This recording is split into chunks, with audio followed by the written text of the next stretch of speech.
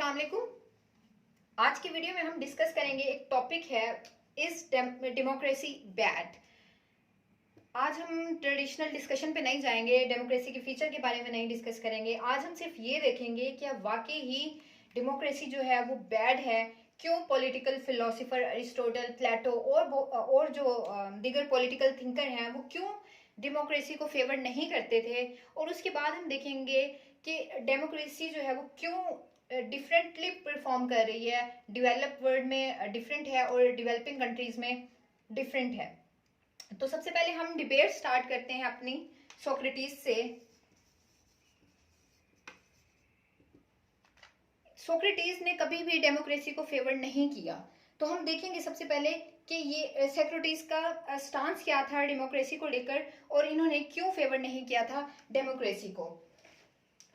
तो इन्होंने एक एग्जाम्पल दी थी। आप एक एग्जाम्पल ले लें, एक शिप है और वो किसी समंदर की लहरों में फंसा हुआ है। अब उस शिप को अगर किसी ने उस तूफान से बचाना है तो उस शिप के जितने भी पैसेंजर हैं, क्या उन सबको शिप की ओनरशिप दे दी जाएगी। फॉर एग्जाम्पल, अगर उस शिप में एक बंदा है जो क्लेम करता है कि मैं इस शिप को बेहतर चला सकता हूँ और इस तूफान से निकाल सकता हूँ, तो आप उस बंदे को आगे करेंगे उस शिप को चलाने के लिए, या आप सबको इख्तियार दे देंगे कि आप सब जितने भी पैसेंजर हैं वो आए और इस शिप को इस तूफान से निकालें। ऑब्वियसली ऐसा नहीं होगा कि आप तमाम पैसेंजर को उस सीट पर बिठा दें और उन्हें कहें कि इस शिप को तूफान से निकाल कर दिखाएं। तो ऑब्वियसली आप क्या करेंगे, आप जो उनमें जो एक्सपर्ट होगा उसको कहेंगे कि आप शिप संभालें और इसको तूफान से निकाल कर दें। तो ये एक जनरल एग्जाम्पल थी सोक्रेटिस की कि वो डेमोक्रेसी को इसलिए फेवर नहीं करते थे। क्यों? क्योंकि इसमें आपका क्या होता है, डेमोक्रेसी में क्या होता है, आपका पब्लिक रूल करती है। पब्लिक रूल होता है, मेजोरिटी रूल करती है। तो इसी तरह जब मेजोरिटी रूल करेगी, अब उस मेजोरिटी में कुछ लोग आपके एजुकेटेड हैं, कुछ नहीं हैं, कुछ को उन इश्यूज के बारे में बेसिक इंफॉर्मेशन भी नहीं होती, लेकिन वो आपकी आपकी क्या बन जाते हैं, कैबिनेट बन जाते हैं और वो पब्लिक को रूल करना स्टार्ट करते हैं। अब इसी तरह जो प्लेटो हैं, प्लेटो कौन है? प्लेटो हैं स्टूडेंट हैं सोक्रेटिस के। अब जब प्लेटो डिस्कस करते हैं तो प्लेटो अपनी बुक लिखते हैं द रिपब्लिक, और रिपब्लिक में क्रिटिसाइज करते हैं जो डेमोक्रेसी है उसकी थॉट को। अब जो प्लेटो का अगर हम इसमें स्टांस डिस्कस करें तो प्लेटो कहते हैं कि अगर एक फैमिली है, फैमिली में जो आपका घर का सरबराह होता है, डिसीजन लेने की अथॉरिटी मोस्टली उस बंदे के पास होती है। क्यों होती है? क्योंकि वो एक तो बुजुर्ग हैं, बड़े हैं घर के, और दूसरा उन्हें लाइफ एक्सपीरियंस आम बच्चों से, जो उस घर में छोटे बच्चे हैं उनसे ज्यादा है। अब कोई अगर डिसीजन लेना है फैमिली में, तो आपका वो डिसीजन जो होगा उसमें फैमिली के जो छोटे बच्चे हैं उनकी इन्वॉल्वमेंट नहीं होगी। फैमिली में सिर्फ जो डिसीजन इन्वॉल्वमेंट होगी वो घर के बड़ों की होगी। तो आप उसमें छोटों को नजरअंदाज कर रहे हैं। आपके फैमिली डिसीजन की तरह ही कंट्री है। एक कंट्री में आप किस तरह सबको मेजोरिटी रूल दे सकते हैं, जिसे हम डेमोक्रेसी का नाम देते हैं। तो कैसे फैमिली, जैसे जब हम एक फैमिली में ही घर के बड़े की सुनते हैं, तो कैसे आप एक डेमोक्रेसी में आप सबको अथॉरिटी दे देते हैं पब्लिक को रूल करने की। और जो सेकंड चीज वो अपनी रिपब्लिक बुक में डिस्कस करते हैं, वो एक फेमस टर्म है, उसे कहते हैं फिलोसोफर किंग। ये एक वाइडली कॉन्सेप्ट है पॉलिटिकल साइंस का, प्लेटो का, वो है फिलोसोफर किंग। अब इस फिलोसोफर किंग की थ्योरी में प्लेटो डिस्कस करते हैं कि अगर किसी को कंट्री को रूल करना है तो वो सिर्फ एलिजिबल, वो जो बंदा होना चाहिए वो फिलोसोफर होना चाहिए। फिलोसोफर किंग की डेफिनेशन में आ जाता है कि जो रूलर है उसको एक तो एजुकेटेड होना चाहिए, उसको आपकी मिलिट्री ट्रेनिंग होनी चाहिए, उसके पास वास्ट नॉलेज होना चाहिए चीज़ों को लेकर, इश्यूज को लेकर, और उसको एक फिलोसोफर होना चाहिए। एक फिलोसोफर हमारे पास क्या होता है? जिसके पास हर चीज़ का नॉलेज हो। तो आप फिलोसोफर, जो प्लेटो की थ्योरी है उसमें वो प्रमोट करते हैं फिलोसोफर किंग को इंस्टेड ऑफ के रूल ऑफ मेजोरिटी को, जो पब्लिक को रूल करे। तो उसमें वो मेजोरिटी में आपके पास बहुत ज़्यादा इलिटरेट पीपल का कॉन्सेप्ट भी आ जाता है। उसके बाद हम देखते हैं एक पॉइंट है डिवाइन राइट ऑफ किंग का।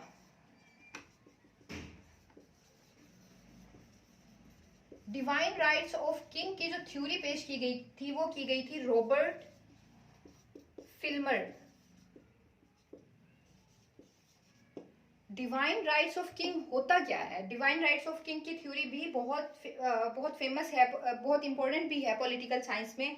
तो डिवाइन राइट्स ऑफ किंग हमें बताते हैं कि एक किंग जो है, और ये हम बात कर रहे हैं आज से बहुत साल पहले की, जब डेमोक्रेसी का कॉन्सेप्ट स्टार्ट हो रहा था। तो डिवाइन राइट्स ऑफ किंग की जो थ्योरी है वो दी थी रॉबर्ट फिल्मर ने, और इनके अकॉर्डिंग जो किंग की अथॉरिटी है रूल करने की, वो उसका डिवाइन राइट है। वो गॉड की तरफ से किंग को राइट दिए गए हैं कि वो पब्लिक को रूल करता है। और जो आपकी जो किंग रूल कर रहा है जब, तो आप उस अथॉरिटी को चैलेंज नहीं कर सकते। अब वो चाहे आप पर जुल्म कर रहा है या आपको कोई अच्छी सर्विस, बेसिक सर्विस प्रोवाइड कर रहा है, तो वो उसका डिवाइन राइट्स है। आप उस, अब डेमोक्रेसी में तो हम चेंज कर सकते हैं ना रूलर को, लेकिन जब हम डिवाइन राइट्स ऑफ किंग की बात करते हैं तो वो हम उसको राइट ही दे देते हैं कि वो एक गॉड गिवन राइट है, गॉड गिवन अथॉरिटी है किंग के पास।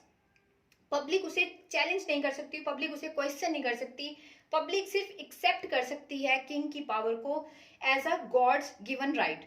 ठीक है, लेकिन जब ये सब चल रहा था कि पब्लिक चैलेंज नहीं कर सकती किंग की, तभी जो हमारे फेमस पॉलिटिकल थिंकर हैं, फिलोसोफर हैं, जॉन लॉक एंड थॉमस, इन दो ने इस थ्योरी को निगेट किया। जॉन लॉक ने इस थ्योरी को निगेट किया और थॉमस हॉब्स ने भी। उन्होंने कहा कि जब गॉड जो है वो अपने डिवाइन राइट दे रहा है किंग को, पब्लिक की अथॉरिटी, पब्लिक को रिलीफ देने के लिए, तो ऐसा कैसे हो सकता है कि गॉड जो है वो डिस्क्रिमिनेशन कर रहे हैं? वो एक बंदे को अथॉरिटी दे रहे हैं, बाकी जो है वो उनके जुल्म को सह रहे हैं, बाकी जो है वो अपने बेसिक राइट से महरूम हो रहे हैं। तो ये कैसे डिवाइन राइट्स हैं? तो इस थ्योरी को निगेट किया गया और कॉन्सेप्ट दिया गया सोशल कॉन्ट्रैक्ट का। इन दो फिलोसोफर ने कॉन्सेप्ट दिया है सोशल कॉन्ट्रैक्ट का, कि पब्लिक जो रूल कर रहा है, किंग रूल कर रहा है, या कोई डेमोक्रेसी की गवर्नमेंट है वो पब्लिक पे रूल कर रही है, तो वो सोशल कॉन्ट्रैक्ट है बिटवीन पीपल एंड पीपल। हम अपनी ही फायदे के लिए एक गवर्नमेंट की फॉर्म को एक्सेप्ट करते हैं, ये गवर्नमेंट फॉर्म करते हैं ताकि वो हम लोगों को रिलीफ दे सके। इसे हम क्या कहते हैं? सोशल कॉन्ट्रैक्ट कहते हैं। सोशल कॉन्ट्रैक्ट क्या है? Between people and people. इसमें कोई भी सुपीरियर नहीं है। अगर हम कोई गवर्नमेंट फॉर्म करते हैं सोशल कॉन्ट्रैक्ट के थ्रू, तो वो गवर्नमेंट हमारी ही वेलफेयर के लिए काम करेगी। इनफैक्ट जॉन लॉक ने तो उस इरा में ये आइडिया भी दे दिया था कि अगर सोशल कॉन्ट्रैक्ट को फॉलो नहीं कर रही गवर्नमेंट, तो हम उस गवर्नमेंट को हटा भी सकते हैं। जो थॉमस थे उन्होंने थोड़ा सा इस गवर्नमेंट को हटाने वाले कॉन्सेप्ट को निगेट किया था, लेकिन जॉन लॉक ने कंप्लीट फेवर किया था कि जो गवर्नमेंट पब्लिक वेलफेयर के लिए काम नहीं कर रही, उस गवर्नमेंट को हम हटा सकते हैं। अब एक और डिस्कस करते हैं पॉइंट। वो पॉइंट है व्हाई वी नीड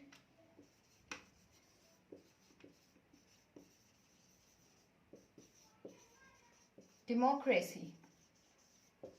अगर इतनी ही डेमोक्रेसी बुरी है अकॉर्डिंग टू फिलोसोफर, कि वो उसमें जो है वो मॉब रूल कर रहा है, उसमें आपके जो इलिटरेट पीपल हैं, अनएजुकेटेड पीपल हैं, वो रूल कर रहे हैं, तो फिर ये कॉन्सेप्ट आया कहाँ से कि हमें चाहिए क्यों डेमोक्रेसी? अच्छा, अब डेमोक्रेसी इंपॉर्टेंट इसलिए है कि डेमोक्रेसी प्रोमिस करती है हमारे बेसिक राइट्स के बारे में। अगर आप किंग का रूल देखते हैं, अगर आप मोनार्की देखते हैं, अगर आप एरिस्टोक्रेसी देखते हैं, तो समहाउ उसमें बेसिक जो ह्यूमन राइट्स हैं वो कहीं ना कहीं कॉम्प्रोमाइज होते हैं। लेकिन जो डेमोक्रेसी का कॉन्सेप्ट है वो आपके फंडामेंटल राइट्स को कवर करता है। हम डेमोक्रेसी के फीचर्स अपनी किसी और वीडियो में कवर करेंगे कि डेमोक्रेसी में आपके जो फंडामेंटल राइट्स हैं, आपके जो बेसिक राइट्स हैं, आपका एजुकेशन का, हेल्थ का, freedom of speech, freedom of expression, वो सब जो डेमोक्रेसी कवर करती है, उस सब को हम डिस्कस करेंगे। तो इसीलिए हमें डेमोक्रेसी की ज़रूरत है। क्यों? क्योंकि ये हमारे basic rights, human rights, fundamental rights को कवर करती है। अगर ये राइट्स हमारे किसी भी स्टेज पर आकर चैलेंज हो रहे हैं, अगर हमारी गवर्नमेंट डेमोक्रेसी के अंडर ही काम कर रही है, लेकिन वो इस चीज को प्रमोट ही नहीं कर पा रही। अगर पाकिस्तान की गवर्नमेंट, फॉर एग्जांपल हम अपने कंट्री की एग्जांपल ले लेते हैं, अगर पाकिस्तान की गवर्नमेंट डेमोक्रेसी के असूल पर रूल कर रही है, जो कि हमें प्रॉमिस करती है डेमोक्रेसी, फंडामेंटल राइट्स की, ह्यूमन राइट्स की, फ्रीडम की, तो क्या अगर हम पाकिस्तान में देखते हैं तो क्या पाकिस्तान में ये तमाम फंडामेंटल राइट्स अवाम को मिल रहे हैं? क्या हमें बेसिक नेसेसिटीज प्रोवाइड की जा रही हैं? क्या अवाम की वेलफेयर या पब्लिक वेलफेयर टॉप प्रायोरिटी है गवर्नमेंट की? अगर है हाँ, तो डेमोक्रेसी परफॉर्म कर रही है very well in our country. अगर हमें आंसर मिलता है नहीं, अगर हमें आंसर मिलता है कि हमारी जो डेमोक्रेसी है वो पॉलिटिकल इंटरेस्ट को फेवर कर रही है, पॉलिटिशियंस को फेवर कर रही है, एक मखसूस तबका है जिसको ज़्यादा फेवर किया जा रहा है, और जो बेसिक नेसेसिटीज़ हैं पीपल की वो नहीं पहुंच पा रही एक आम आदमी तक, तो डेमोक्रेसी हमारे यहाँ कोई भी फ्रूटफुल रिजल्ट नहीं पैदा करेगी। क्यों? क्योंकि आपकी जो एक डेमोक्रेसी है वो डेमोक्रेसी नहीं बनी, वो मॉब रूलिंग का कॉन्सेप्ट बन चुका है। इसी तरह एक एक एक फिलोसोफर हैं J.S. मिल्स। इनका कॉन्सेप्ट है, इन्होंने हमें कॉन्सेप्ट दिया है रिलेक्टेंट डेमोक्रेट का। क्यों? ये फेवर तो कर रहे हैं डेमोक्रेसी को, लेकिन J.S. मिल जो है ना वो प्रॉपर पूरे कॉन्सेप्ट के फेवर में नहीं है डेमोक्रेसी की। वो चाह रहे हैं कि डेमोक्रेसी होनी चाहिए थ्रू एजुकेटेड पीपल। जो जो रूल करना चाह रहे हैं डेमोक्रेसी में वो क्या होने चाहिए? वो एक्सपीरियंस्ड होने चाहिए, वो एजुकेटेड होने चाहिए, उनके पास इश्यूज को सॉल्व करने की कैपेबिलिटीज होनी चाहिए, तभी वो इस कॉन्सेप्ट को फेवर करेंगे। आई मीन आपके जो रूलर्स हैं, आपके जो मिनिस्टर्स हैं, आपके जो पीएम हैं, अगर वो एजुकेटेड हैं, अगर उनमें सलाहियतें हैं पब्लिक इश्यूज को सॉल्व करने की, तभी ये प्रमोट कर रहे हैं डेमोक्रेसी को। अगर नहीं है तो फिर वो क्या है? वो क्या है? Reluctant Democrat.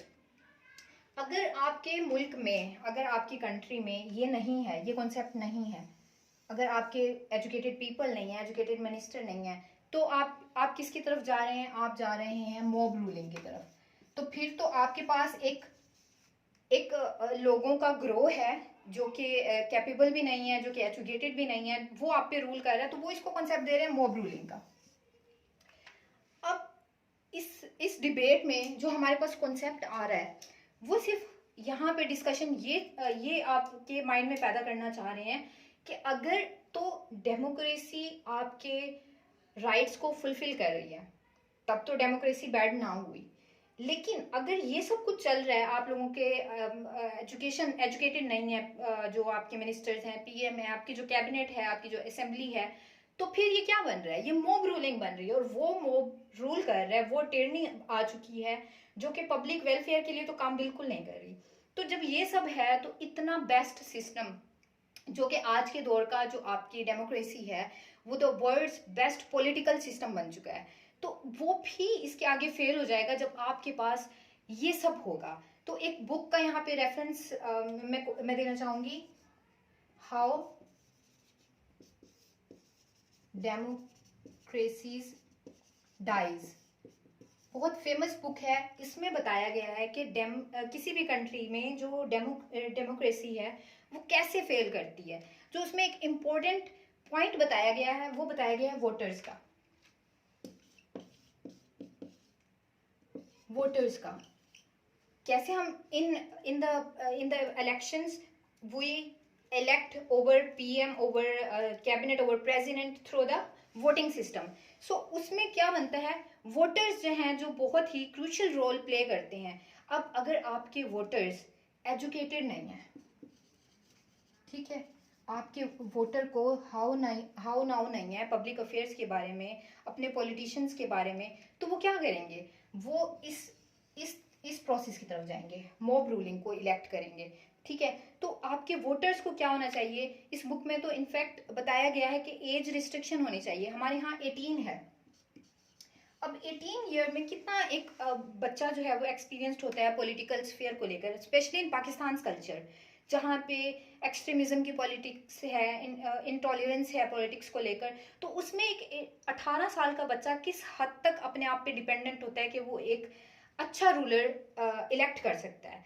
तो इसी तरह फिर इसमें इसी बुक में हमें बताया गया है कि आपके जो पॉलिटिशियंस हैं उनकी अकाउंटेबिलिटी होनी चाहिए।